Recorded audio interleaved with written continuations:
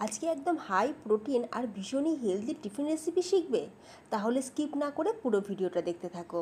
এখানে সবুজ যে মুগ ডাল মানে মুগ কড়াই যেটাকে আমরা বলি, সেটাকে জলেতে ভিজিয়ে রাখতে হবে সারা রাত। তারপরে সকালবেলা জল ছেঁকে নিয়ে এখন ভেজানো মুগ ডালটাকে আমরা দিয়ে দিলাম মিক্সি জারের মধ্যে। সাথে দিয়ে দিচ্ছি গাজর, আদা আর কাঁচা লঙ্কা, হাফ চা চামচ মৌরি, অল্প সামান্য লবণ আর অল্প সামান্য জল দিয়ে খুব সুন্দর করে পেস্ট করে নিলাম। খুব বেশি কিন্তু জলে ব্যবহার করলে হবে না। তারপর এই মুগ ডাল বাটাটা আমরা একটা বোলের মধ্যে নিয়ে এতে দিয়ে দিচ্ছি লেবুর রস। একটু লেবুর রস দিলে দারুণ চটপটা হবে। এরপর দিয়ে দেবো গোটা জিরে, আজওয়াইন দিয়ে দিয়েছি। তারপর দিয়ে দিচ্ছি হিং, হলুদ গুঁড়ো, কাশ্মীরি লাল লঙ্কার গুঁড়ো, কসুরি মেথি যদি হাতের কাছে থাকে তাহলে অবশ্যই দেবে, আর আমার অল টাইম ফেভারিট ধনেপাতা।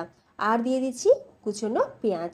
সব কিছু দিয়ে ডালটাকে খুব ভালো করে মিক্স করে নিয়েছি। তারপর আমরা দিয়ে দেবো 1 বাটি আটা আর স্বাদ অনুযায়ী লবণ। খুব ভালো করে মেখে নিয়ে এখন আমরা এরকম পরোটার মতন করে একটু বড় সাইজের লেচি তৈরি করে নেব। তারপর শুকনো আটা ছড়িয়ে আমরা এই পরোটাগুলোকে বেলে নেব। আর বেলাটা যাতে একদম পুরো গোল হয় সেই জন্য একটা টিফিন বক্স দিয়ে এইভাবে কাটিং করে নিয়েছি সাইডগুলোকে। আর তোমরা দেখতেই পাচ্ছ একদম গোল মুগ ডালের পরোটা আমাদের একদম তৈরি। এইরকম মুগ ডালের পরোটা বানিয়ে বাচ্চাদের টিফিন বক্সে বা বড়দের লাঞ্চ বক্সেও কিন্তু প্যাক করে দেওয়া যাবে। তো তোমরাও বানিয়ে খাও আর সাবস্ক্রাইব করে যাও। টাটা।